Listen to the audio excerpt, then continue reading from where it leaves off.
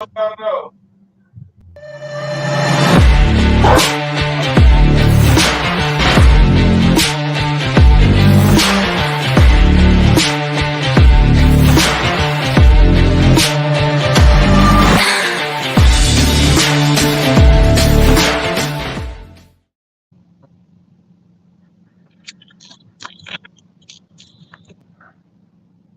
What's good, everybody? What's good? What's good? What's good? I want to welcome everybody to another episode of We Said What We Said, and we sitting here kicking it. We're gonna be talking mental health today within the Black community, of course. Uh, to beside me, as you look on the screen in the dark, we can see Dog Man, Mr. Timothy. What's up, bro? What's going on, bro?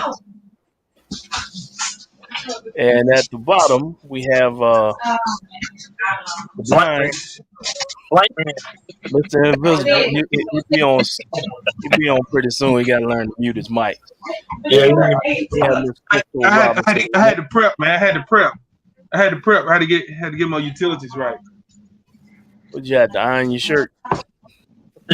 No. All right. Oh Lord, here we go. All right, man. All right. So everybody that's watching, before we get started, man, just want to say thank you for tuning in. Hope everybody's being safe and following all the COVID protocols and still be safe even though things are opening up. I'm gonna bring in Miss Crystal Robinson here. Hello, Miss Robinson. How you doing? Hi. How are you? I'm doing well. All right. We appreciate you joining us tonight. Go ahead. I said I'm doing well. Okay. Of course, you know Demetrius. Yeah. My name is Lamont, and over in the black screen over there, that's Timmy T. How you Hey, doing? what's going on? Good. How are you? All right. Hey, Tim, before we get started, Tim, ask her what school she went to. Hey, look, that's what I'm worried about. I'm concerned. It's you. I'm concerned she's qualified to speak. Went to that school. I'm done. Come on now. Definitely Really? qualified. I'm sure. Miss Robinson, go ahead and tell them what school you went to. The great one. The illustrious Winston-Salem State University. Yeah. That don't even go together. Illustrious and Winston-Salem don't go together. It's gonna go together tonight. That's what's up. SU. It's you in the house. I welcome you. The women from SU are smart. The guys, another story. Watch your mouth, man. Watch your mouth. They athletes too. They athletes come first. All right. Well,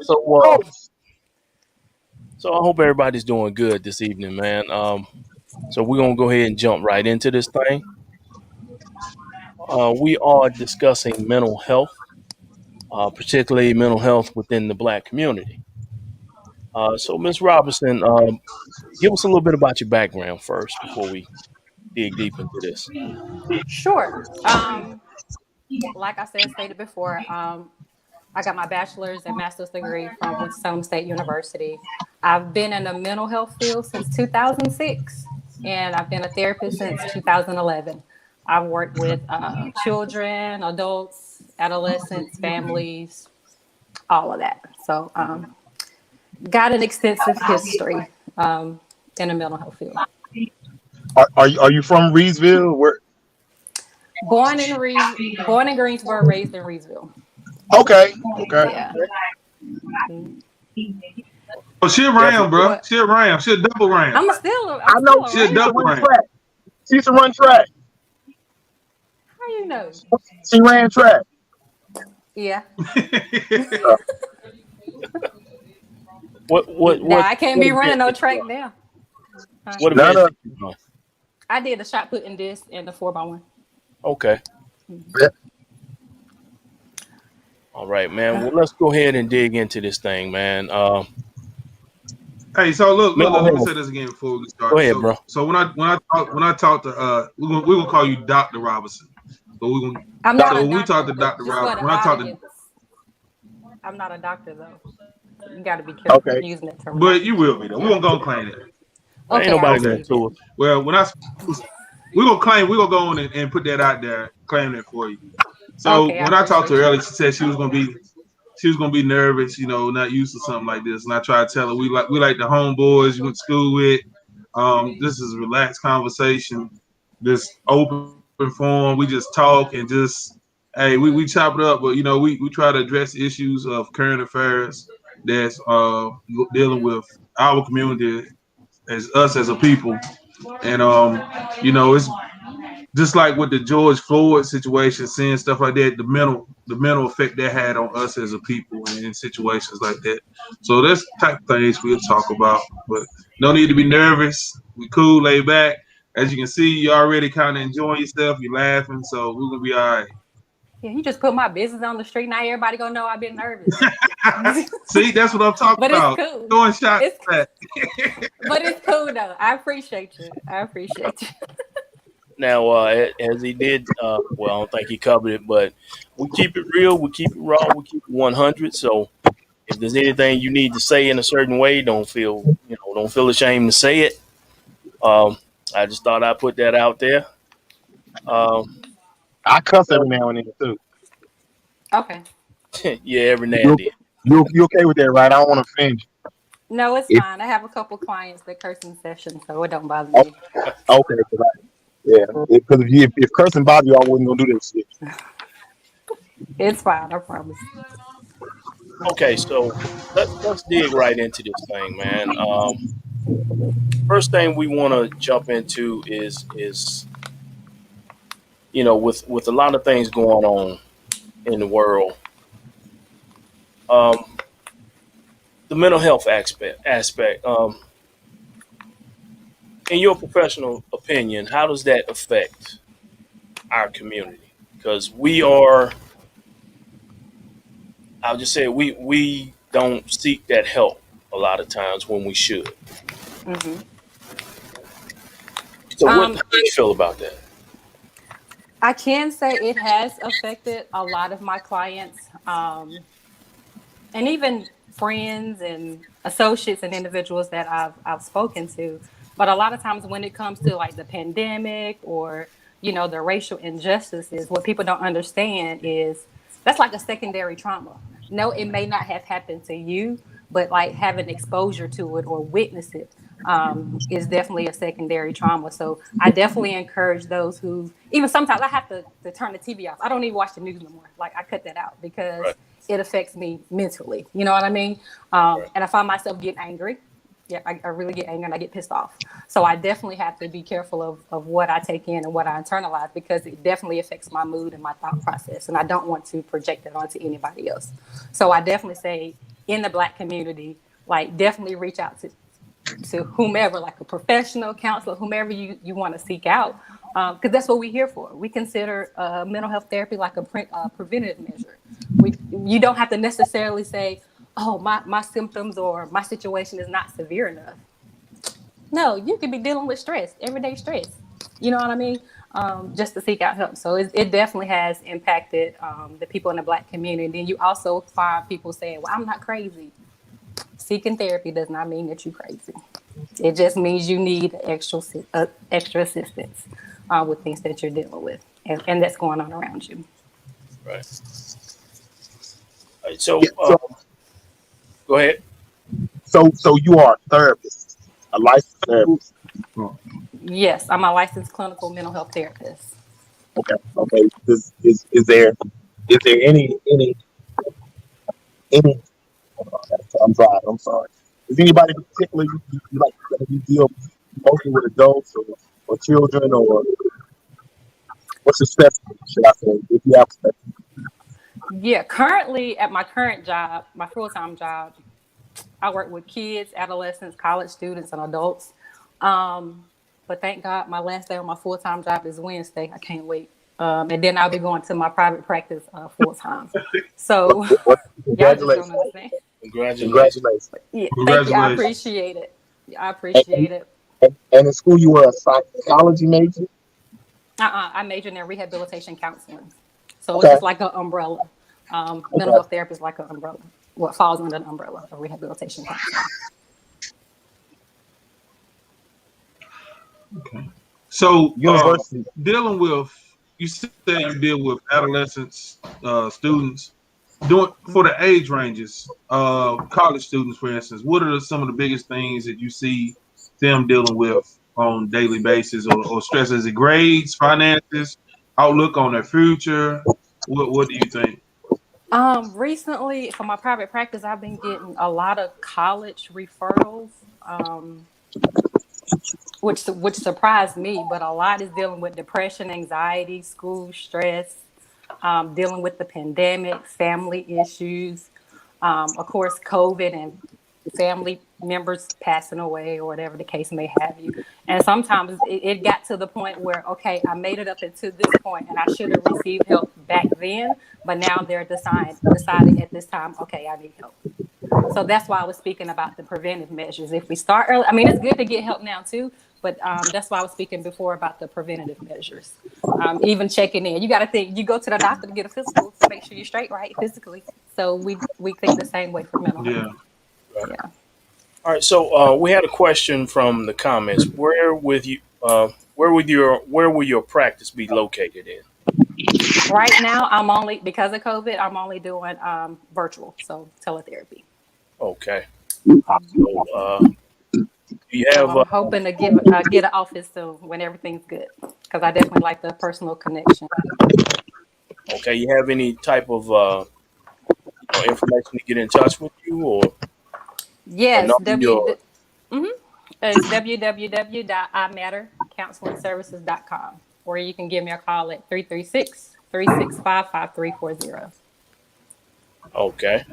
Hey, do me a favor and send that to me. Send the information to me, and we'll put that out there for you. Okay. So we'll put that out. But so dealing with COVID, what are some of the obvious, or is finances, people losing loved ones, just overall having panicking, dealing with the pandemic itself. Do you see a whole lot of things that's mental issues hurting people now, or people dealing with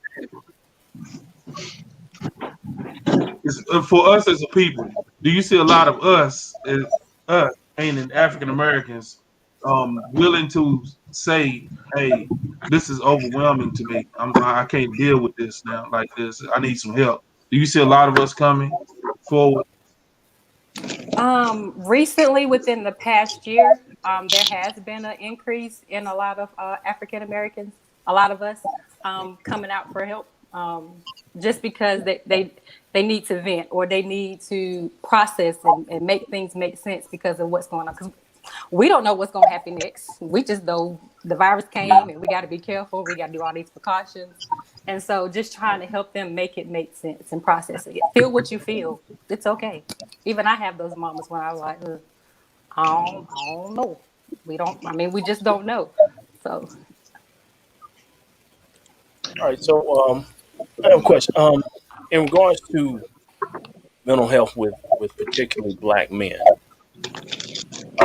as I said before, we are raised in a way to be tough.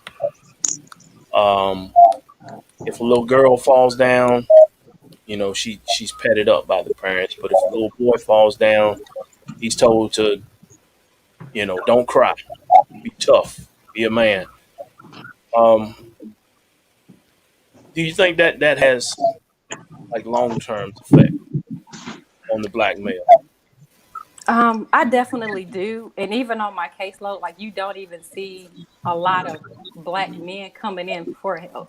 I mean, you may see like the Caucasian people coming in, but you don't see many from my experience, you don't see many African American men. And when they do come in, oh, it's court ordered. You know what I mean? And so they're forced to do it versus them coming in on their own. So a lot of times men, black, white, Hispanic, whomever, like men are not immune from mental health.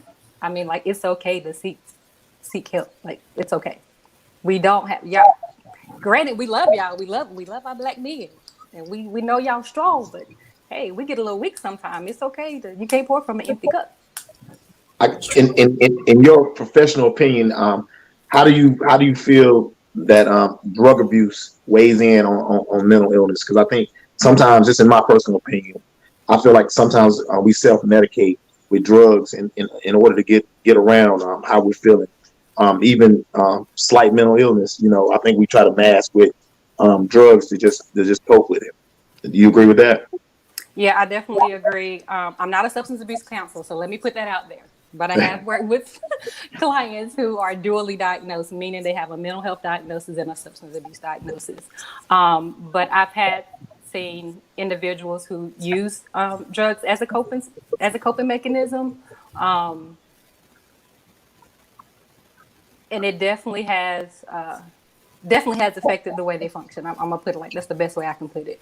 Um, So that is a big issue. It's more so like the coping skills from what I think. That's what they cope with. Yeah, I can agree with that. I can't Yeah. relate, but I can agree. Yeah. Yeah. Hmm. And then This is my sometimes it's their environment too, what they're surrounded by. And then I have like some kids who kind of who tested out drugs, and then all of a sudden they didn't realize that somebody laced their weed or whatever. So if any kids watching, don't do drugs because you don't know what's in it. You know what I mean? absolutely. Just don't So do drugs. It's stupid. yeah. The really cool kids. I'm gonna tell you this from experience. The cool kids, they now work for me. So the nerds are the ones with money, and the drugs, even gateway drugs, man. I mean, and a lot of people gonna say I'm wrong, but I've seen the people that smoke weed every day, wake and bake. I get up in the morning, first thing I do is smoke weed. That 10 years ago they smoked weed. Now they don't have no teeth. You know what I'm saying? Now they have math or something. It progressed, and I know it doesn't happen to everybody, but I'm sure if you found the statistics, it would show that it is a gateway drug. So I don't think. I mean, I've done a whole lot of stuff in my life, but Hmm. I never did. I never really did. I never Yeah. really did drugs. I never really did drugs. Okay. Hey, there's no judgments over here, right? I drank. I drank. I drank. I Didn't drank. you just put one up on the screen? Ah. Oh. Didn't you? And by the way, everybody, her contact information should be on the screen right now. This is my Thank drug you, of Miss White, choice. for that. This is my drug of choice. But Well, no comment. yeah, Whatever floats your boat. Okay. yeah. Yeah, sometimes you need that drink to take So the edge off. Go But ahead, bro. you don't want so do you you don't want think? that to be the main thing, So do though. you think? Okay. No, you definitely don't. No, no, you don't. So do you Go ahead, think bro. that say say the way that we were raised to be men, or the way we raise our sons and our daughters to be strong, um, for us to say like, boy, don't cry, man, don't cry over that, or come on, girl, you gotta be tough in this world. Do you think at some point in time it's giving more of a negative impact for them to be later on in life and giving them that structure now to be strong individuals? Hmm. I definitely feel that has an effect about the be strong. You know what I mean? You'd be surprised. I've had grown men in session crying that ain't never cried before because their mama said I ain't supposed to cry, or the daddy said I'm not supposed to cry. We're all humans. We're supposed to feel all types of emotions or whatever. So I think just saying or having that statement like, "Oh yeah, you got to be strong. We black and we proud, and we got to be. Yeah, we're going to be strong, but then we get a little weak. We still need some help. Like I at some point we give out and give in sometimes, and it's okay. yeah. I definitely agree with that. But I actually have a problem with some other statements that we use. I know a lot of women. I know I'm gonna hear this. Are brought up and told, you don't need a man. All this. You don't need a man. You ain't, and personally, you don't need him. But to say that it creates a narrative that affects that affects our community. We have women that, I mean, and nothing wrong, and I'm not homophobic or anything like that, but it's a lot of people, a lot of homosexuality now, because I guess women don't need a man, and I think that is damaging to put that out there. I mean, it's understood. No human needs another human. But when it's beat into your head, girl, don't you don't need no man, you don't need no man, and then they come up and then they don't want a man. I think that's damaging to our society and the family structure altogether. Because a lot of women, even if they date men, they have an issue with letting them be a man. Mm-hmm. So how do you feel about that as a strong Black woman? Well, I'm gonna just say my mama probably watch it, but it's okay. There was a time when mama be like, she would say, "Well, you don't need a man, or girl, you strong," and I'm like, "Yeah, but I'm strong to a certain point, and definitely I don't. It's not to say like I don't need a man. I wouldn't mind having a man, but just saying I don't need one, that's foolishness. What men on the earth for? Jesus put y'all on here for a reason. Thank you. If they don't want them, well, I ain't gonna say send them my way, because you got to be careful what you ask for, because you can't be having no best of bitch. So I ain't even gonna make that statement. But next week gonna be a relationship. Next week gonna be back on relationship. You come next week too. We'll put those on. We was gonna do it today, but we already had you booked, because we had a good strong week where we could dig into something, but we ain't gonna do it today. I need to listen in on that one. I have a daughter. And I tell my daughter, my name is Derek Jackson. See, there you go. I have a daughter, and I teach my daughter. I try to teach my daughter to never have to depend on a person. To have to depend on a man. I mean, you need a man so you get married or whatever, to have kids or whatever, but never be in a position where you cannot survive without that. Exactly. So have your own. Be established. Be established before you get serious into a relationship. Have your own house, so your man can't put you out of his house. He put you out of his house, you go to your house. Have your own, and that's what I teach. And she's 24. She'll be 24. And a student. I'm not a grandfather yet, so I'm happy about that.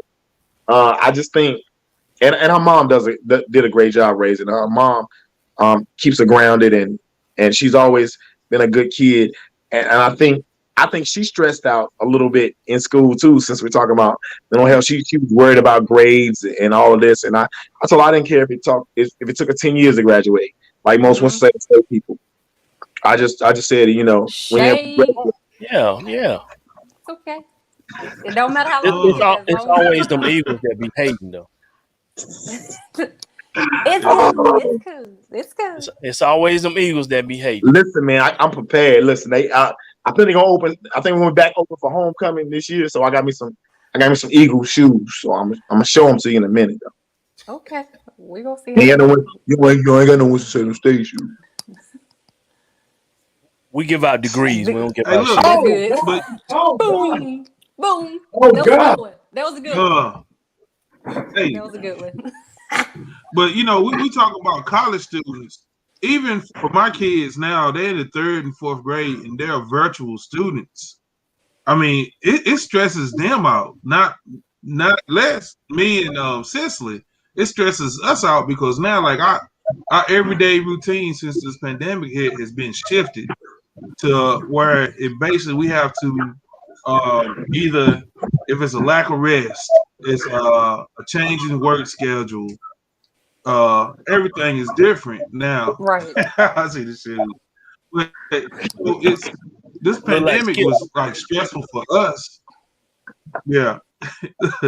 This pandemic was stressful for us as a family because we had to just modify our whole lifestyle.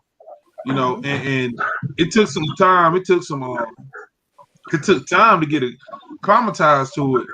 But and then when we get situated and acclimatized to it, they switch everything back to where they trying to send the kids back to school. So now we had to go from a thought process of making sure everybody getting in bed, making sure that even when I get off late or whatever, get up early to get them on, to monitor what they're doing, to check behind them on their homework and their schoolwork, to now figuring out, okay, how we gonna make sure they get picked up from school, how we gonna get them to school because they didn't change everything.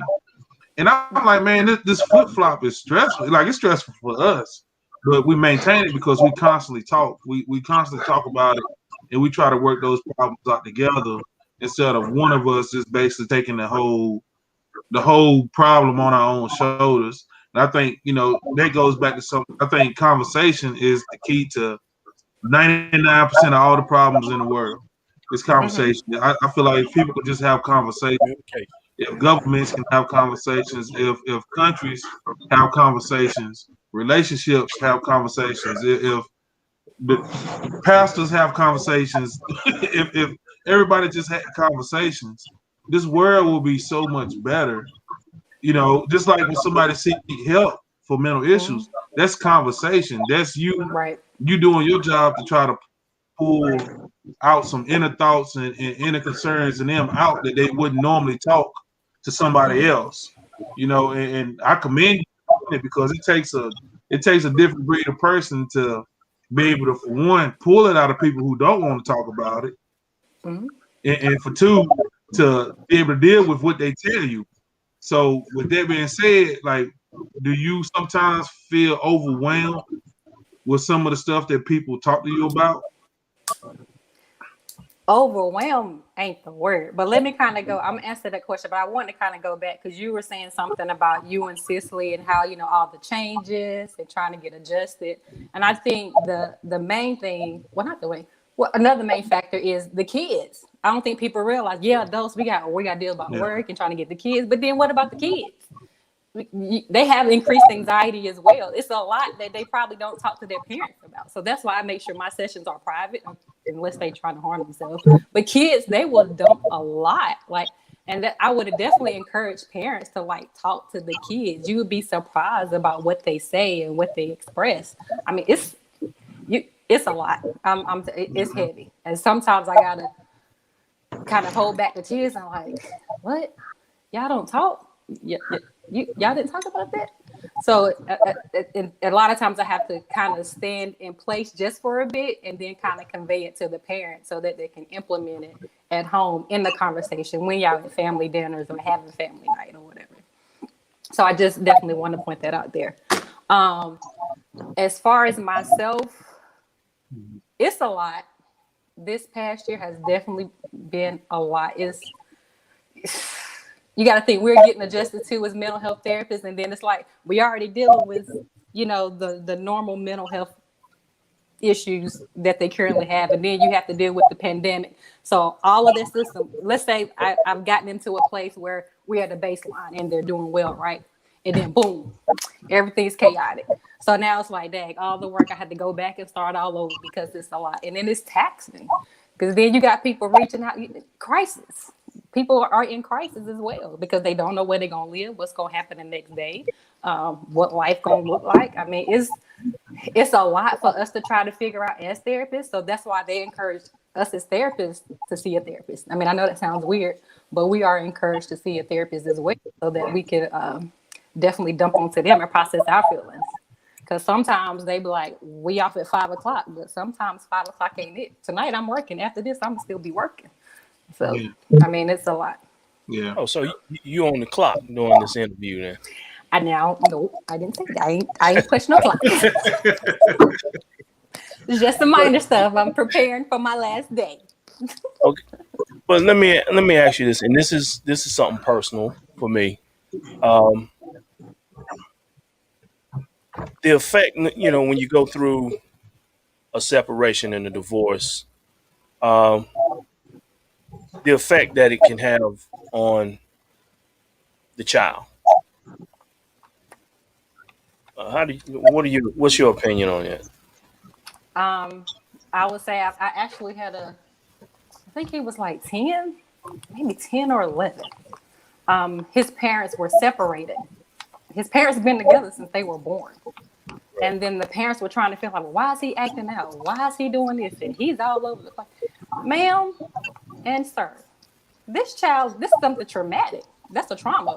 When your parents separate and then you have to deal with the changes, of course you're going to see behavior problems. So, and even with parents in general and kids in general, it's a reason that kids act out.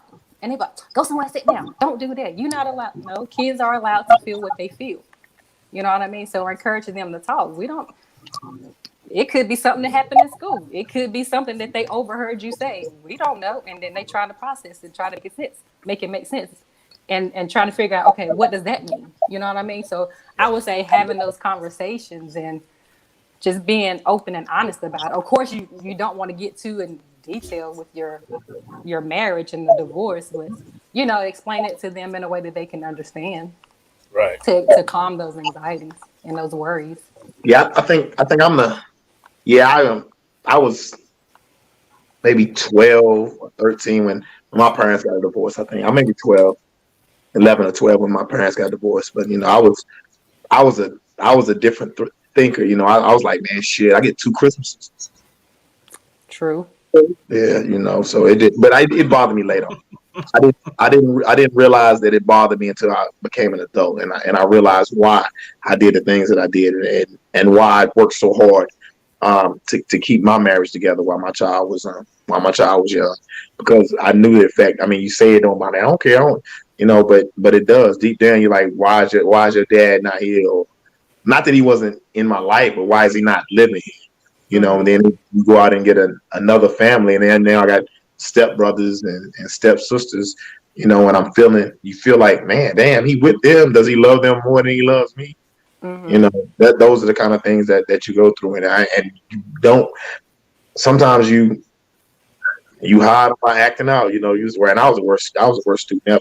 So I don't know if that was part of it. I'm gonna claim that's why. So all my teachers, that's why I acted like I had parents had divorced.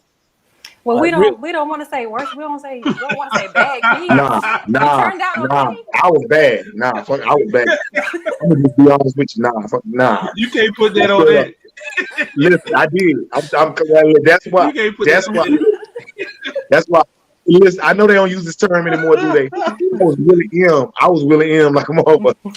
I ain't heard that term in a long time. I was Willie M.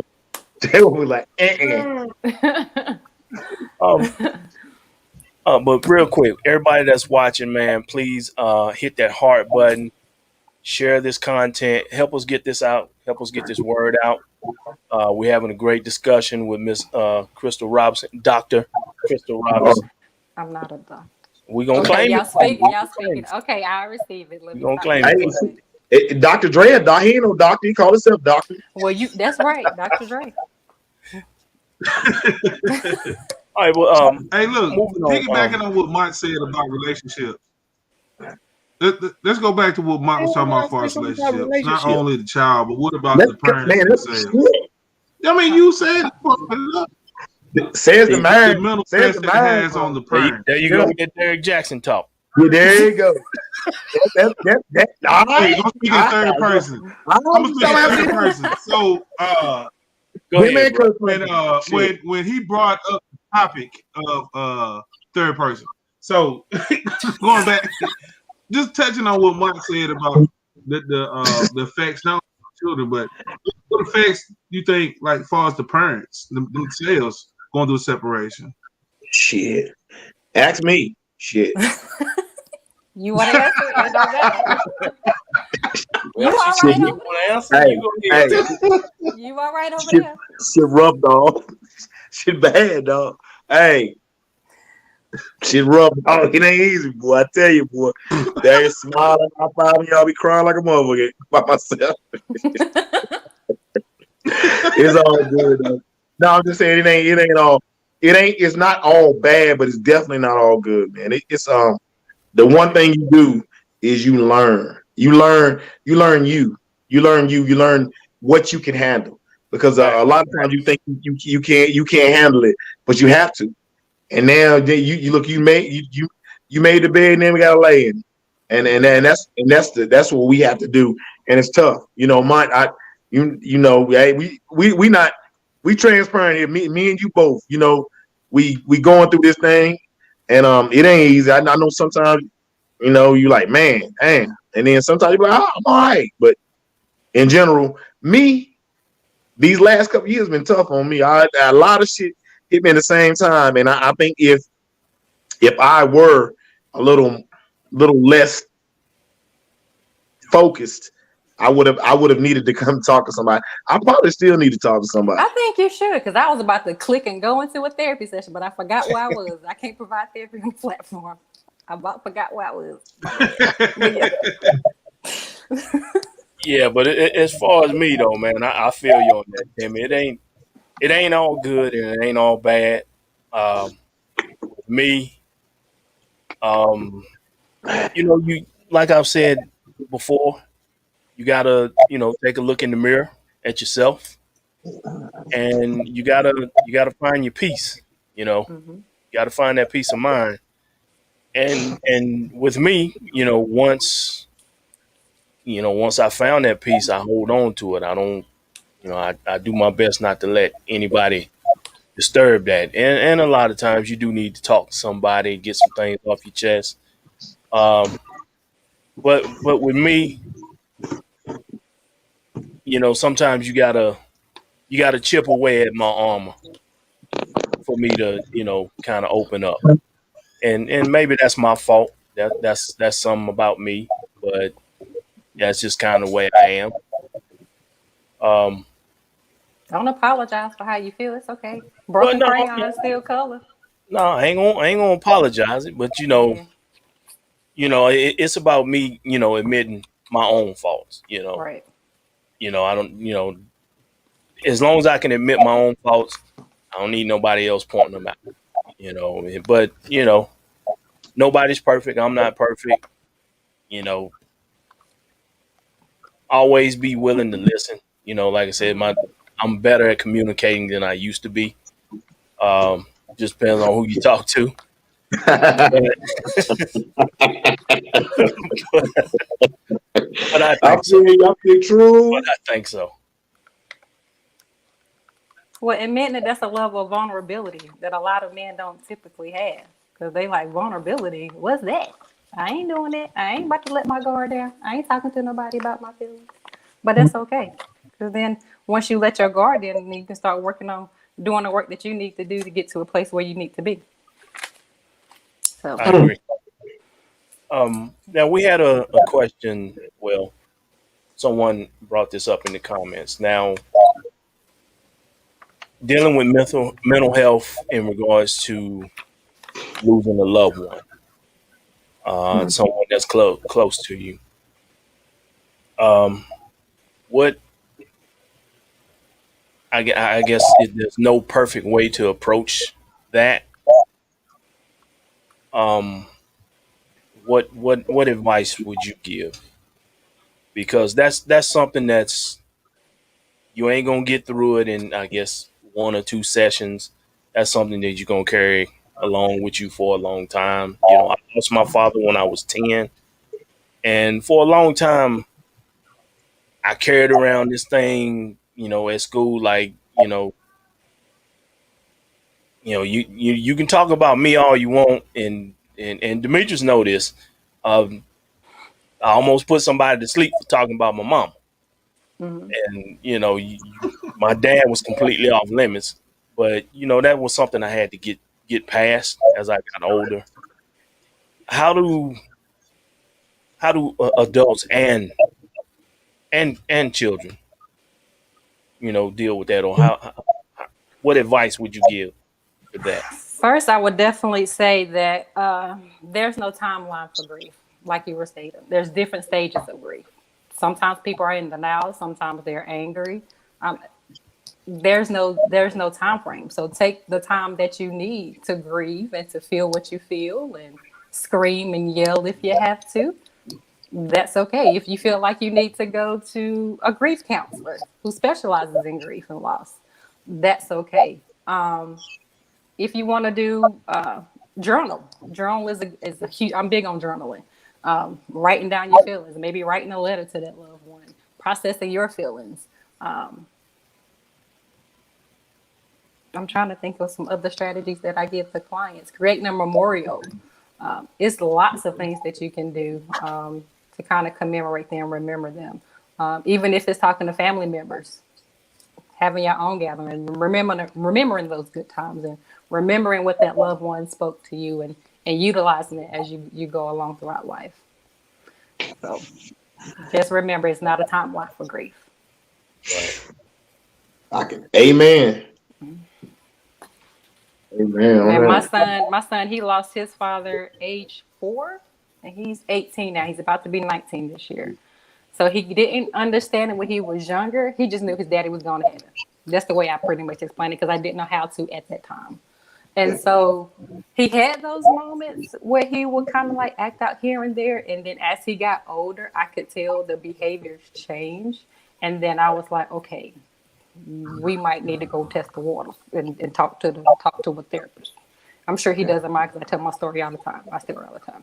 But because there's some unprocessed feelings, things that he don't understand. Why did my daddy have to leave? Why he leave Yeah, me? I don't get time to spend with my daddy. You know what I mean? So Right. yeah, and there's I that don't know. part.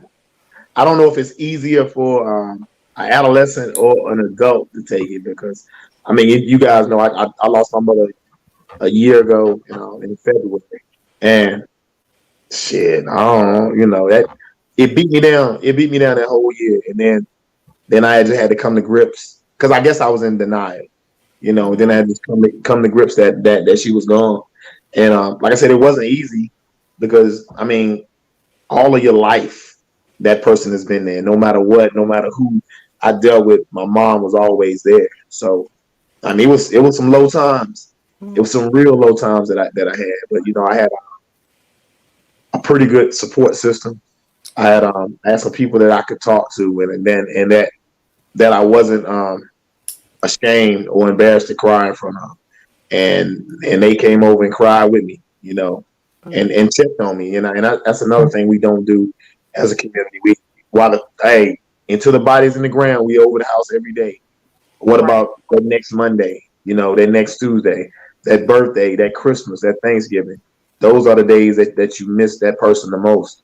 After the shock of death is gone, then the memories come. So if you know anybody that has lost anybody, man, just check on them. Just talk to them. Yes, most definitely. Most definitely. It's just like a jack in the box. You don't know when symptoms gonna pop up. Oh Not yeah, just with grief, it's gonna pop up. You could be fine one day, then jack in the box pop up, and then you dealing with something else. So. It's true. absolutely. Now I want to ask a question. Do you have a question, Demetrius? No, go ahead, go Anyway, ahead, go ahead. I wanted to ask a question from, I guess, from the outside looking in, or whatever. Um, and Demetrius and Timmy will kind of that they'll know what I'm talking about when I bring this up. Mhm. In my Facebook memories today, um, this was around the time that the three of us lost a brother and a real friend in Mr. Minnie Smith. Um, this was about 7 years ago, and obviously it was some things going on with him at that time that affected some other people's lives and his lives. And I definitely send my prayers out to all families involved. But it was a case where I guess he just kind of snapped and lost or whatever, and he just kind of went over the edge and went down the road of no return. Mhm. And at the time that it happened, you know, and even now, sometimes I think about it. I just wish I could have, or somebody would have, just kind of talked to him because you never know what people are going through. Mhm. Um, what are the signs that we on the outside can kind of look for without being without judging people, but just kind of noticing Um, things that are not as obvious, I guess. that's not as obvious. Okay. So with depression, I can look like this. I can just be as I can just be as happy as I can be, and you wouldn't even know that I'm depressed. Depression doesn't always look like, oh, I'm sad and I'm down. No, people carry a facade. So, like y'all were saying, just checking in. If you see them isolating themselves, or eating too much, or eating too little, or lack of energy, lack of motivation, having thoughts about death, or like suicide. Um, I'm trying to think of some other symptoms. Being on edge, worrying a lot, um, not doing well on the job, in relationships. It's a long list of things that you can kind of look out for. But I think the biggest thing is, especially in the black community, and I still have to work on this as well, is the communication. If you don't talk and if you don't check in, we're not going to know. And then people are not going to feel comfortable like, oh, you just checking in to be nosy. No, if you do it on a consistent basis, it won't look like I'm trying to be nosy. I'm just checking on to see how you doing. Well, So sometimes you got to be nosy. yeah, it's okay to be nosy because you want to make sure they're good. Yeah. Even if they cross your mind. I'm big on, I've got to the point over the past year, if somebody crossed my mind, hey, just checking on you. I know I ain't talked to you in a while, but I'm just making sure you're good. And I may give an encouraging word, or a encouraging affirmation or something. They be like, oh, thank you. I appreciate it. I really need it at the time. So we definitely don't know when someone is feeling down. Just check in.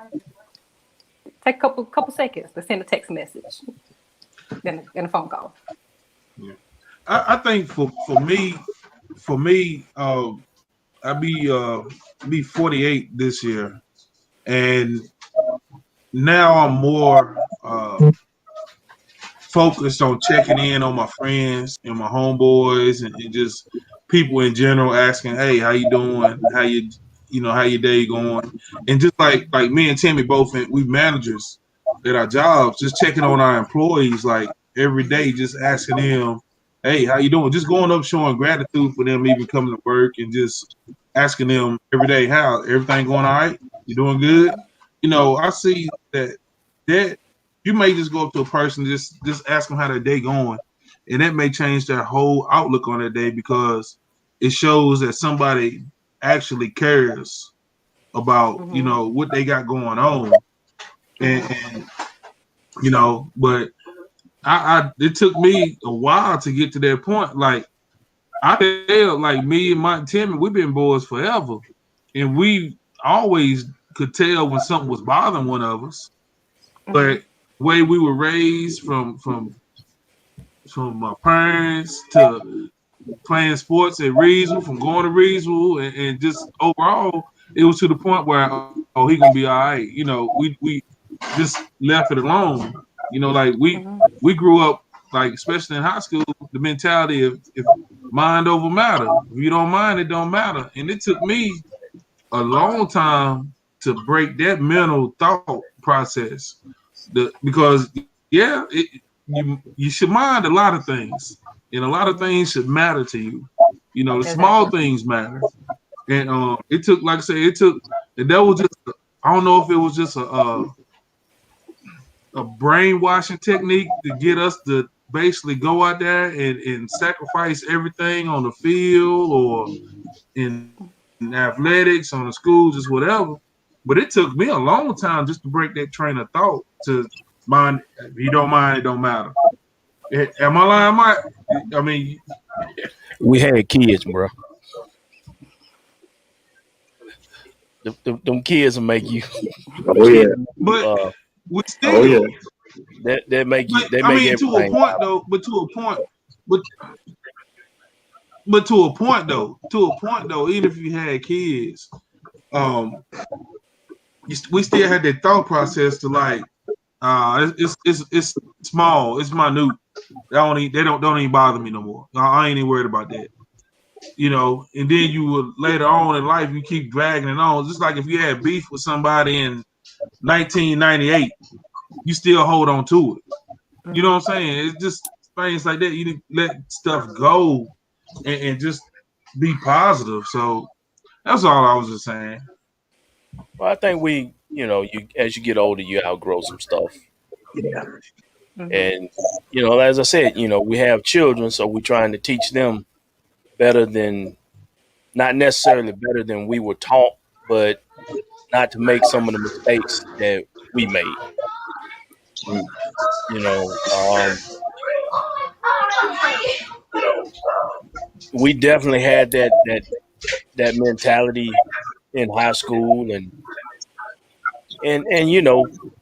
playing football, it gives you that gladiator mentality, that me against the world mentality sometimes, and that switches it.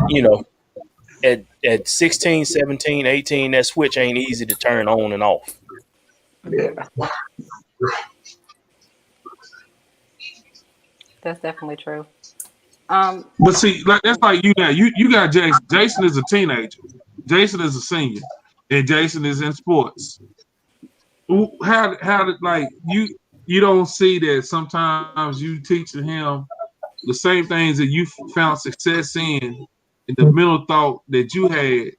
You don't see pushing that to him. Well, I push it to him, but at the same time, I understand that Jason is not me. He's his own Yeah, person. yeah, So yes, he plays football, but he doesn't necessarily approach it the way that I approached it. He enjoys the sport, but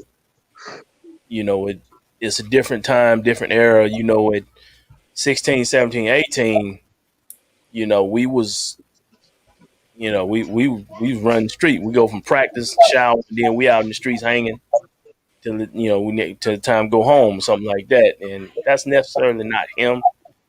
Uh, necessarily definitely wasn't my other son, Chris. That definitely wasn't him. You see, he's a pastor, so he definitely fallen into a different footsteps than Daddy did, which that's a great thing. Mhm. I don't look yeah. down on that at all because Lord knows I done some crazy shit. I ain't never. I ain't, I'm sure we all have done some stuff. I ain't done that. Okay. Yeah, but I think as like you said, as we get older, we kind of break away from that mentality, and definitely when we have kids, and I had Chris when I was 17, so you gotta learn to be a father before you become a man at something, in situations like that. So that's that's definitely something that pay attention to. But you just killed it with that Redskin Cup. The whole thought process went away.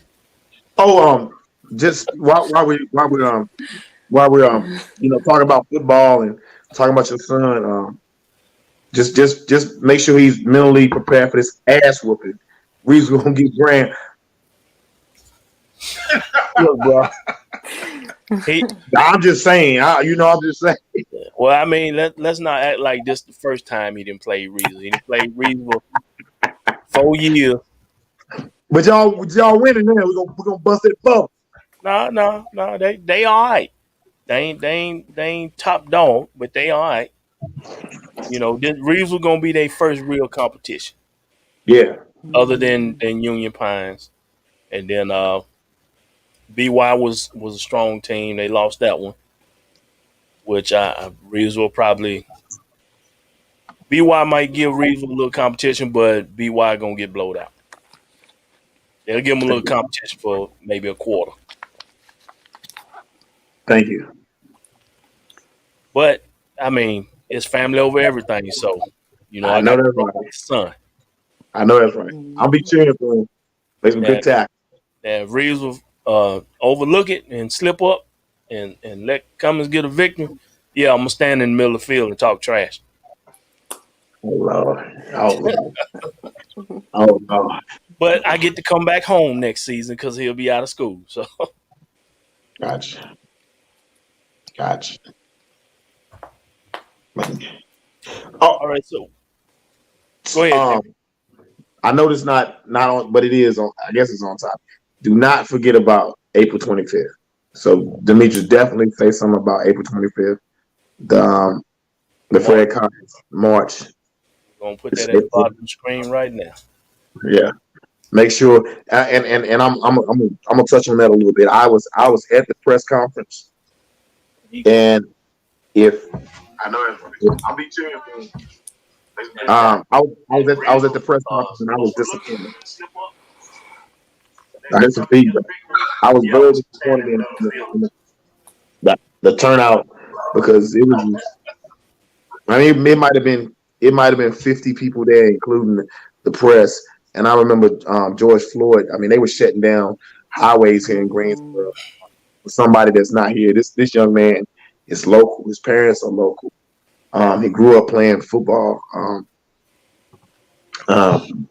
Beautiful parents, great family, and he's got a high-powered attorney. And nobody in the community is showing support. We are bandwagoners as a people, and since this is not Mhm. making headline news, nobody wants to be out there. Like I said, I was at the press conference and I was disappointed. And Mr. Crump is worth $5 million. He got George Floyd family money. He got, I think, Trayvon Martin's family money. He doesn't take small cases because he doesn't have to. So if this case is important enough for him, then it should be important enough for our community to get out here and show. So April 25th, I expect a bigger crowd. I would hope for a bigger crowd. At least come out and show your support. If you're not doing anything, come out that day. If you need a ride, I'll take you there and bring you home. But please show this family some support. They are Where's it still. gonna be at? I will get you the information. We will get you the information. I just want to everybody clear that date. I don't know where it's going to start. I think it's going to maybe start at the courthouse or maybe end at the courthouse.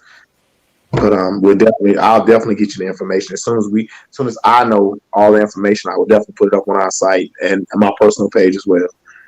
It's real important that we don't let this slip through the cracks. I don't know if you guys saw the press conference, but the young man was shot four times. Four times. Um, Three of them were definitely from the back, and one they are saying maybe in the front, and that was in the knee. Man was shot in the neck and twice in the back um, by an off-duty police officer. Um, so we can't let this just get. The man is still out here free too. If I shoot somebody four times in the back, I'll probably be locked up. Mhm. The FBI, and the district attorney, everybody's giving his family the runaround. They're not getting any information. Their biggest, they had the excuse that they couldn't do anything until the autopsy results were back. The autopsy results are back. Um, they tried to criminalize the victim by waiting on the toxicology, and I don't give a shit if he was on Incredible Hulk. You got shot in the back four times. How does that make it just because you might have had some marijuana in your system, which he didn't? But I'm just saying, Right. if he had, what would that have mattered? So that's the stuff that we have to look out for. And as far as the reason I brought it up is because as far as mental health, because I feel a certain way about this situation, and it affects my day to day. It affects my day to day. Affects my interaction with law enforcement. It affects the way I look at the justice system. It's not fair to a point where it's straining, it's pressing. Mhm. So we as a people need to, as a community, I mean, because this goes across the color lines. It's not even about race; it's about right and wrong. Anytime that somebody goes to a funeral and dies at that funeral for no apparent reason, it needs somebody justice needs to be served to this family. At least some answers. Um, if if I had shot somebody four times, my picture would be on the news. Right. You would know everybody in my family. You know where I worked. They'd have my senior picture, my prom date, every side chick in the world that ever knew me. That all my information would be out there. But this is a police officer, and I guess the blue curtain or the blue whatever the bullshit they got is protecting this man. And I'm a firm believer of if you're not calling the problem out, then you part of the problem. You're a bigger part of the problem because you know somebody's doing wrong. So that's why I stand on that. I know I got on my soapbox for a minute, but I'm gonna get off of it. But April 25th, we'll have all the information later on. And don't forget his name. His name is Freddie Cox. Right, well said, Timmy. Well said. Appreciate it. So, Ms. Robinson, what's your opinion on how things like that affect the black community? Because obviously we see things like that and we highly upset about it, but we see nothing ever gets done, or at least the justice system continues to fail for us and just Mm-hmm. us. Uh, what is your opinion in regards to the mental aspect that has on community? Um, it definitely has a huge impact on us as a black community. Um, Even while he was talking, I'm gonna just be honest. I was getting upset because I'm just like, here we go again. So if I'm feeling that way, I know in our community, um, they're feeling the same way too. So of course you're gonna have those changes in behaviors and people being on the lookout. And then, they say, oh, we the angry black people. What? We've been through this. I mean, it's we've been through so much. It's ridiculous. You know what I mean? So of course, this is going to have a huge impact on our mental health. I mean, we have a right to feel what we feel. Of course, we got to make sure we go about it the right way because we don't need nobody in jail or being killed. But it definitely has a huge impact, and just having that support from each other and stop being against each other. I think that's helpful as well. So, Yeah. if that makes sense. But definitely, if you, again, this is a secondary trauma. So if you feel like you need to talk to somebody, hey, Right, that's what we're here for. right. I think I'm hoping that you know the family would. Well, I'm pretty sure they're going. Somebody's talking with the family and things of that nature. But we really want to get some justice for that family, Mm-hmm. and not only that family, but all families that go through this traumatic experience. Uh, as I said, it just seems like the justice system continues to fail us and only us. Right. And a lot of times we as therapists, we don't have the answers. Why the justice system? We get questions like that. Too. Well, I've gotten questions like that too. Well, why the police do that to this person, or why the judge do this, or didn't do this to this person, or put them in jail? We don't have the answers. We can only empathize with the client because we feel the same way too. I mean, I'm not going to show the full me, but I'm gonna let you know that I empathize you. I get it. I understand. But the justice system, I don't know what to say. Bunch of bull crap. I don't even know if I was supposed to say that, but I did. Well, you said You what all you right? said. You said what you Oh, said. You said what you said. Yeah. So all right, man. So, has anybody got any? If anybody watching out there, if you have any questions, please put them in the comments. We definitely want to take advantage of Miss Robinson and her great knowledge that we have. Uh, can I moving. interject and say something Go right ahead. quick? Go ahead. Go ahead. I did write down a list of resources in the event that people don't have insurance or need low cost therapy services. Like there are resources out there. You just have to reach out and Mm-hmm. ask questions. You can look on therapy for Black girls. I know a lot of African American clients, because I'm leaving, they don't want to stay at the agency. So of course, I'm trying to help them find African American therapists who looks like them, which is fine. But you have therapy for Black girls, clinicians of color, Psychology Today, Therapy Den, the Loveland Foundation. I mean, if y'all have questions, if they need to reach out to me to get these resources, I don't mind you calling me at 336-365-5340. But it's just a long list to even put up on the screen. Um, just wanted to put that out there. I'm gonna try to find a comment with your information in. Throw that back up there. Mm-hmm. There we go. And as I said, the information should be on the screen now. It's I Matter Counseling Services. PLLC Crystal Robinson is a licensed clinical mental health counselor. Yeah, yeah. And she can be reached at 336-365-5340. You can reach her at the website www.imattercounselingservices.com.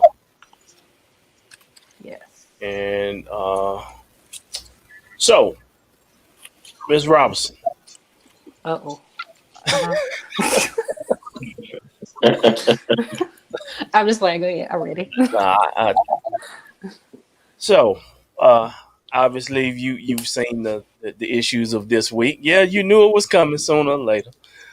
So, uh, what is your professional opinion of Mr. Derek Jackson, and what is your personal opinion of Mr. Derek Jackson? To be honest,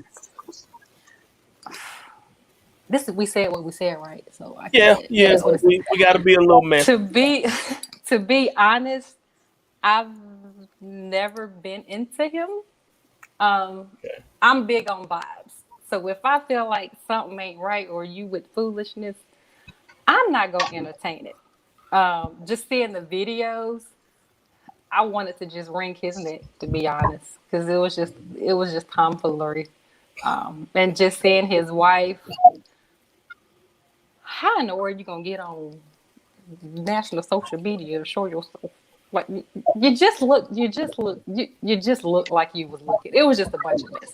I have no Well, comments. Hey, I'm just would you say she needs some therapy? I wanted to give her my number I know and what you free need. I know what you herself. need. What? What you need, Tim?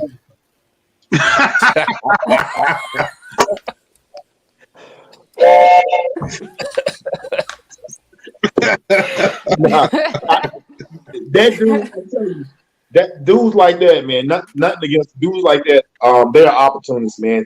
They get on social media and say the wildest, most brass thing to get an audience. Hmm. Everything he did for money. He wasn't. He was so extra, so over the top. You knew it was fake. If you knew anything about people, you knew it was fake, and Yeah. it was a matter of time. Just like the apology was fake. With he forced his wife to sit there and do that because, like, look, this is how we make our money. Don't we can battle, on the side, but this is how we make our money. Sit up here, and why you get up there with a bonnet A on? bonnet on your head. Why you Exactly. have woman do her hair? She looked scared. She looked like he was gonna beat her. I mean, I'm not saying, but she looked afraid. She looked defeated. Hmm. She looked defeated as a woman. I think, and again, social media is terrible because they got off the topic of him being a bullshit and got on how she looked. And that's He what he dressed wanted. Hmm. Yeah, that's absolutely. Because I would like, no, I want you to look the best you can look, period, when you come up on here. So I can show people that no matter what these side pieces look like, this is what I look like. This is what I got. I got a beautiful woman, and I'm showing you all. But he didn't want that. He wanted her to look as plain. So people with bad intentions, like, oh, that's why I cheated. She don't take care of herself. You know what I'm saying? To Hmm.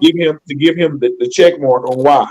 But we all know him, Steve Harvey, and the rest of these. The only person I Well, respect out of the news right here is Kurt Franklin. You should have talked to your son like that. I'd have went over his house and smacked him. I agree with that. So but hey, these guys, these so, self-made guys, so if for Demetrius, the Bible even says, "Beware of false prophets." That's for Demetrius. What what the is Bible that? says. why I'm you just call saying, What is that? you think don't know outside of you don't never want to What go to is church. that now? Me and Mike gonna I tell you, got, I got water. they gonna run I got your my feet. water in my plastic cup, man. What are you talking about, man? I'm just saying, just in general, what I'm saying? We sometimes take these people and take their words and hold them higher than we hold ourselves. We can think for ourselves. Oh I have yeah. a problem with people like that, and I'm gonna say it. Yeah, what you Go said. ahead and say it. Some of these damn pastors ain't shit either. That y'all follow. But look, I ain't. look. Well, my I, bishop is Look, the check bomb. this out. Look, check this I, out I'm though. Check just this out saying. though. For people who turn to a social media prophet for advice in their relationships, they Yeah. have issues in the very beginning. If you But can't handle your I own feel the same. household, you But can't, I Demetrius, agree. I feel you the got to same. go to social media. I feel the same Yeah. way about people that take their problems to their pastor. Dude. Their pastor a man. The pastor. Ah, I, Uh, your pastor's no better than ah, that dude right there. No better than that dude right there. No, zero better. ah, Timmy Thomas, I said everybody. it. Timmy I said Thomas. no. what I said. No better. That man. Some pastors will tell you, mm. "Oh yeah, marriage counsel. We're gonna come together as a group. Marriage counsel. Yeah, y'all need to do this right here. Now I'm gonna break y'all up separately. Tell you, you're not a good enough man. And tell your wife, hey, look, holler me after the rainbow. To you, holler me after. You know what I'm saying? Holler me after second service. This These back people, man, door I'm telling you, Baptist, ain't it? I will seek a therapist before I seek the pastor because she's trained. The But pastor it's just can lead okay. you. It's okay to seek a pastor and do church and therapy too. I love my bishop and my pastor and my first lady. And they Bless their nothing heart. like some of these other Bless, folks. I bless can their only heart. speak for. Yeah, I I'm love just them. saying. It's just certain people, so we can't group everybody. All No, bishops no, and no. pastors. I'm just saying Just in general some. to be safe. To be safe. I ain't gonna swim with the sharks. Might be a dolphin. If I see that fin, I ain't getting in the water. You know what I'm saying? I said what I said. All Wait, right now. okay. Feel what That's you right. feel. Feel what you That's right. feel. Take It's your that out my preference. tires. Take it out my tires. Okay. Yeah, all right, Demetrius. Anybody? Hey, I'm sorry, Demetrius. Yeah, I that said. that That guy guy I right right said. there. there. That guy right. That guy right Hey, there. look. And any pastor that don't like it, I'll fight him in the claw. Timmy Thomas, everybody. Timmy But, Thomas, everybody. but look Remember though, that name, but y'all. seriously though, seriously. But for people who, I didn't follow Derrick Jackson, but from what I heard, he just bashed men. And he used it as a platform to gain women's trust and manipulate them when they were in times of healing or times of guidance. He basically just said, "Hey, drop that nigga and come holler at me. I'll be in your town next weekend." Or you know what I'm saying? Hmm. And for the whole time, this is what he did. And now he didn't got his whole livelihood has got shaken up because he was, like Tim said, he was a false prophet in some form. But Because he had a huge following.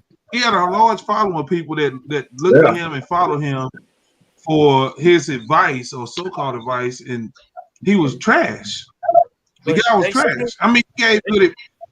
He had some good points from the ones I saw, some good points, but at the same time, like I said again, if you in a relationship and you have a house with somebody, you shouldn't seek out a social media presence to fix your issues.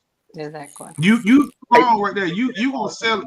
You gonna fail it right there. The same way, if I'm having issues in my house, I shouldn't go to Lamont, Timmy, or anybody like that because they my homeboys. They my boys. please They don't gonna do what's best. They gonna say what's best for me.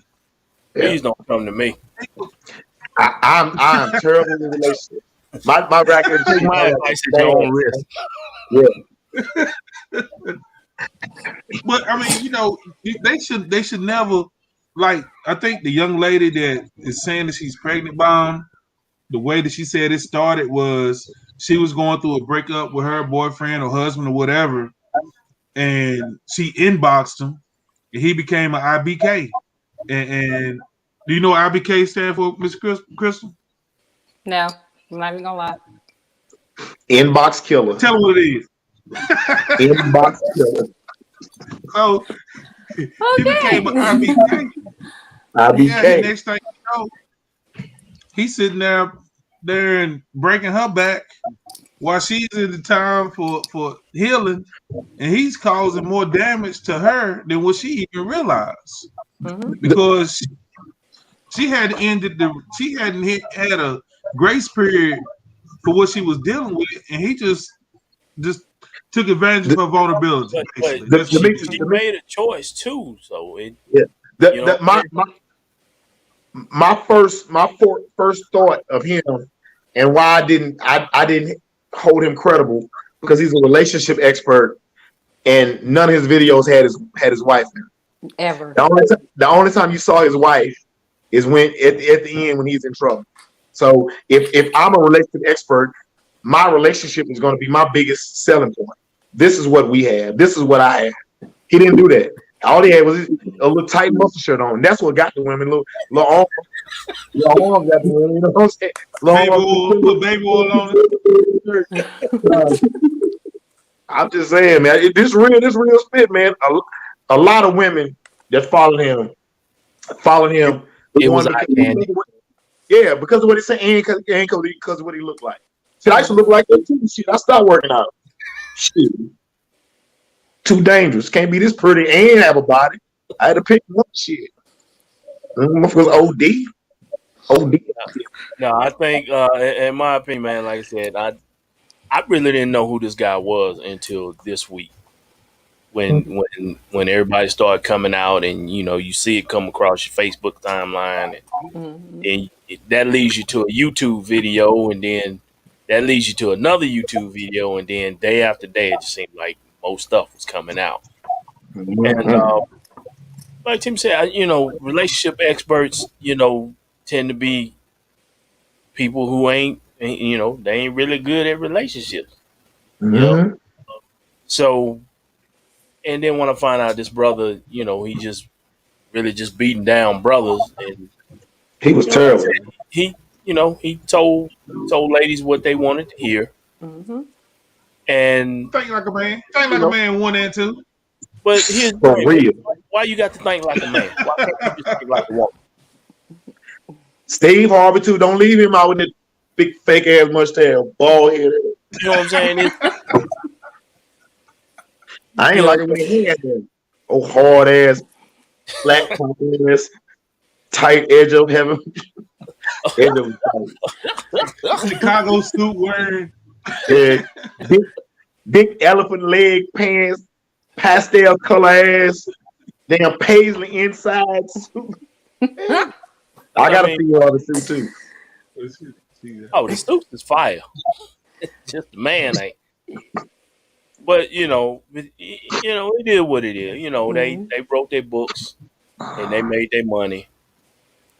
That's what Uh, their goal but was.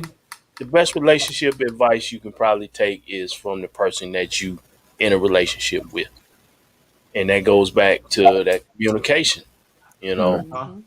and like I said before, if you consider me giving you relationship advice, you take it at your own risk. My shit comes with a disclaimer. That's the one thing I don't do. I don't give relationship advice. I listen. I be like, oh, okay. Shoot. So, Like, so, Hmm? so go Crystal. ahead. So just looking at his wife's demeanor while they was doing it, do you think there was some stuff going on? What you Yeah. mean? The way she was just sitting there, the way she was holding his hand, um, just like It definitely this in your reminded me. this ain't a professional opinion. This is just like this conversation. This is us having an Okay, open great. conversation. Like, Yeah, I definitely thought yeah, something was going. Just by looking at her, I definitely thought some type of abuse was going on with her. Um, she definitely looked forced to be. She looked so uncomfortable, to be honest. And yeah. he She, just she. is I told you she like narcissistic, Lorean and he State, just the dead brainwashed. president. You said it. You said it. You said exactly what he is. Narcissist. He's a Yeah, he's a narcissist. narcissist. Yeah. Yeah. He's Hmm. a poster child for it because Yeah, he didn't apologize. he didn't. I did hear some of the video, and then I clicked off. after he Yeah, didn't apologize and start talking in third person. That lets me know yeah, you still not taking accountability, and she didn't get it. absolutely. So you was a black sister. You was a black sister, and she would have been one of your homegirls. What would you have said to Whew. I probably would have went over it. I probably would have cussed out. No, let me. Well, I don't know you if can I'm go ahead gonna and say it. We after 9 o'clock, man. You know, cuss. I her? I mean, probably would this have. is this I this. probably would have went off on the husband, and I probably would have had a heart-to-heart conversation. First of all, I probably would have having a conversation with her throughout our friendship because I'm not going to wait until the last minute when something happens to be like to like point something That's out. what you know. What that's what You know sister what I just mean? said. Sister said she would have said something 11 years ago, 16 Exactly. years ago. I'm not going At to wait Yeah, she till the said 11 she last would have years. said minute. some shit. Yeah. I thought, No, Tim, she what probably you would have got a friends a long Derrick time Jackson ago. shirt on? No, Oh, man, that's a Levi take your shirt, shirt man. off. I took my shirt. Hey, I'm gonna do some push up too. Men ain't shit. Now give me some money. That's all they do. I need to find a way to make some money off some bullshit. What can I do? But yeah, you know, Yeah, I go was, for it. Write a book. if I was one of like Shit. if say for instance, Lamont, okay, question, Mike. If I would There have you go. been Every, like Derrick you, Jackson, Back the bus up. what would you have yeah, called me and said? What would you have called me and said? What would I do have that called shit. and said if you'd have Yeah, been like Derrick Jackson? Yeah. yeah. What would you have called me and said? What would our conversation Let been me like? let me hold some. What? First of all, why you looking over in the corner when you ask that question? Hey, Oh, he she looking looking at he, me That side feel eye. like a setup he right looking there. like his wife. he looking She like looking at me side eye. Hey Timmy, that feel like a setup right there. it is, man. No, I'm Uh, He just call asking. you What I'm would you like, have said to me though? I refuse to answer any questions on the grounds that may incriminate me. ask me, ask me, ask me, ask me. Ooh. Timmy, what would you have said to me? What would you have called me and said? Shit, what it do? What's the lick for the weekend? Put me on that game. What we doing this weekend? Where we at? That's probably what his friend said Uh, too. That's probably why Yep. he kept doing They it. was in on it. They was in Yeah. on Where it. is his friends at in this though? We haven't heard They anybody. They hide ain't because gonna they come on. married. They ain't gonna come Mm-hmm. on live and They, say they, shit they now. quiet as shit. Yeah. Quiet. When you with him, the wife like, did y'all go to Florida? Did y'all go to Miami together? No. They probably said he on his own now. And Yeah, I where's would. her friends? Where's her friends at? I think he That's probably another ran them thing. away. He might have ran them away. You Yeah. know, in Yeah. abusive relationships, Yes. they Abusive cut relation. certain You people off. isolate them. It's a whole lot easier to control somebody when you isolate them. When they don't have anywhere to go to, you're their only resource. So it makes Mm-hmm. you stronger. Yeah. So I was clinical. I was on the other side of therapy. You was in there a little bit. You may have He your was, big toe in there. he was in Oh yeah. third person.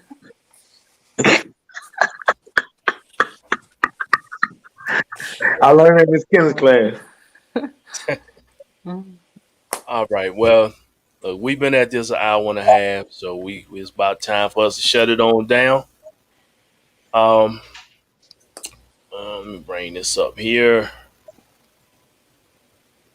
All right. Now, Ms. Robinson, what we normally do is we just offer some closing remarks when we get ready to end our show. And by you being the guest, we would like for you to go first. Any closing remarks that you have, please offer them to the audience. Um, I would say in a nutshell, mental health is not contagious. I mean, we all go through stuff.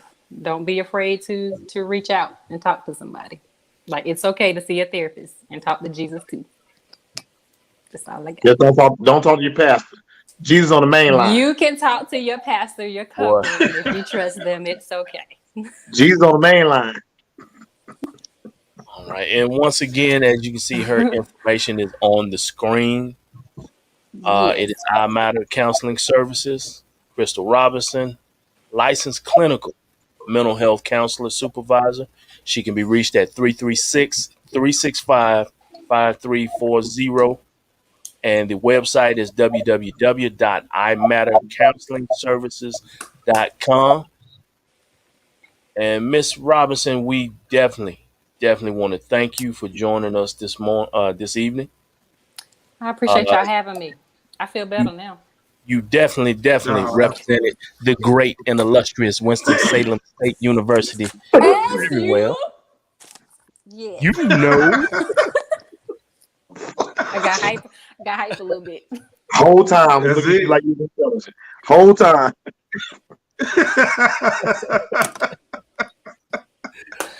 I had to keep my composure. I could be free now. It's okay. all right, well, Absolutely. Ms. Robinson, if you would do us just a simple favor, if you haven't became a part of the Facebook group, we said what we She said. has. She Uh, has. okay, I well, joined. that's even better. That is even better. Um, we would love to have you back at another time. Just kind of keep in touch with us. We'll keep in touch with you. And once Sure again, we thing. thank you for all the information and the content that you gave us today. Anytime. Anytime. I appreciate y'all. Keep doing what y'all doing. Thank We you. appreciate you. Thank You have a you. great evening. All right. You too. Thank you. All right, folks. All right, it's on us now. So let's go This ahead and guy. get to yeah, that guy right there. We're gonna we're gonna put him over here. That guy right there. Hey, hey. That guy. That guy right there. I said what I said. I said what I said. Hey, if I die and that nail preacher gonna preach at my funeral, like nah, do you? Nah, I just wanna honestly, man, I just want to get back to the Freddie Cox thing. Like I said, I went to the press conference and I was highly disappointed that we're not showing up, man. We're not taking this thing seriously. We need to take it serious. So April 25th, we're gonna get all the information, but it's a march in solidarity with the family for Fred Cox. The young man, if you don't know, it's a young man who was shot at a funeral by an off-duty police officer 4 times in the back and in the leg. Um, Definitely, if you can, if you have anything to do, come out, come and show your face and show the family that you support them. If you're a mother, a brother, a sister, it could have been someone in your family. So just know that this family needs your support. They're not asking for anything but your support. They asking for strength. Strength is in numbers. If we make enough noise, they won't allow this to be swept under the rug. They're trying to sweep it under the rug. So please come out. In large numbers on April 25th. This is how we get all the information um, a little bit later on this week. I'm gonna try to get with the family and whomever's organizing it, so I can have all the information. And on a personal note, um, today is my big brother's birthday, Terry Thomas. He's 50 years old, man. So if you 5 know to him, 10. hey man, listen. If you know my brother, man, say happy birthday to him. And a lot of people on Facebook have said happy birthday. I posted, and I appreciate it, man. Terry, love you to death, man. It's just us, man, and I got you, man. You had me all your life, and now we got each other, and I appreciate you, and thank you guys for giving me this opportunity. So, that's it for me. Right, ma'am. D, it's on you, brother. Man, let me give a shout out to Terry, man. Terry, North Side, baby, North Side. Oh Uh, yeah, man, Terry, one of the coolest, humblest guys you ever meet in your life till you piss him off. And, but we do anything for you. And man, happy birthday, Terry, man. I wish you many more. And but people always ask us, or people been asking us when we are gonna do one about mental health, man. And it's a great show, but it does no good if people are not willing to take the stand and say, "Hey, I need help. I need to talk to somebody." You know what I'm saying? So they can watch and do whatever, but until they make their stand for themselves to say, "I need help. I need to talk to somebody. I need to get this off," it does no good. So for anybody that's watching, anybody that know anybody that's going through any issues, anything that we can help you with on We Said What We Said, man, let us know. Talk. Get off the chat before you let a small a small grenade turn into a landmine. You know what I'm saying? If you can stop it early before it blows out of proportion, it gets out of proportion while you either putting yourself in danger, getting yourself in some trouble, or doing harm to someone else, man, seek that help. Check your pride.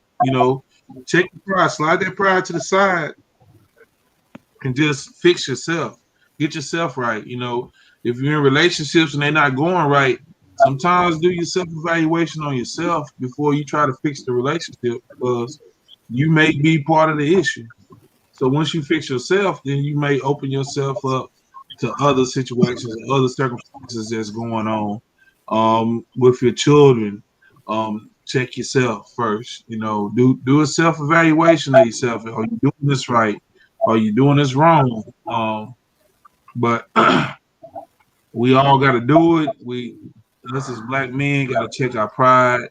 We deal with a lot being black. I had a game last night in Lawrenceburg and got back to Winston about 12 and was driving home from Winston to Reesville. So I got back home about 1 o'clock. And the whole time I'm driving at 1 o'clock in my mind, I'm like, God, please don't let a cop or somebody that get behind me or don't, you know what I'm saying? And it shouldn't be like that.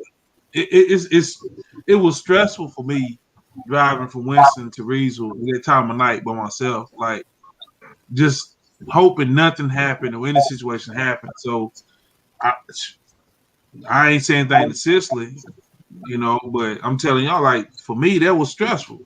Being out there that time of night by myself on the highway, coming from Winston through Greensboro back to Reesville. It's a lot, man. You're trying to put yourself in situations, but the way this world is stressful as enough, that we have to deal with. Dealing with situations constantly. So seeing situations constantly. So for me, this was a good, inspiring show. I appreciate her for coming on, being transparent like she was talking, and I appreciate you guys, man. Like I said, anytime anything on y'all's chest, on my chest, man, we reach out. We got each other. You know what I'm Oh saying? yeah. Oh yeah. Oh yeah. All right, man. Definitely appreciate that from both of you brothers, man. As for me, man, I want to say thank you to Miss Crystal Robinson for joining us today. This was definitely a great show. It was a much needed show. I want to thank Demetrius for reaching out to her and getting her in touch with us, and so that we could do this show. I think we all agree that mental health is a real thing, and we as black men, we do need to seek help sometime, and I will include myself in that. But I won't just say black men; I will say black men and women. We all need to seek that help. Um, be mindful of the advice and the help that you receive from others. Nobody really knows what you're going through but you. Some people can relate, but nobody's walking in your shoes. So be mindful of the help that you receive or that you ask for from others, uh, but be open to it. Um, and that's really all I got. We I just want to make sure that we take the information, this content that we put out each week, whether it's us us dragging Derek Jackson or the financial advice or mental health, whatever we're talking about, man, you know, really think about it. We want our audience to think about what's going on and let that sink in for a week until we come back the next week. Also, if you got any topics that you would like for us to talk about, please contact myself, Demetrius, Timmy, and we'll bring it to the table. That's what I think has been since day one. Is we ain't afraid to jump on any topic. We'll bring it to the table. It don't matter what it is. Uh, it can be relationships, it can be sports, it can be mental health, finance, don't matter. We'll bring it to the table. We'll talk about it, and we'll try our best to learn from it. And hopefully, you guys will learn from it as well. All right. With that being said,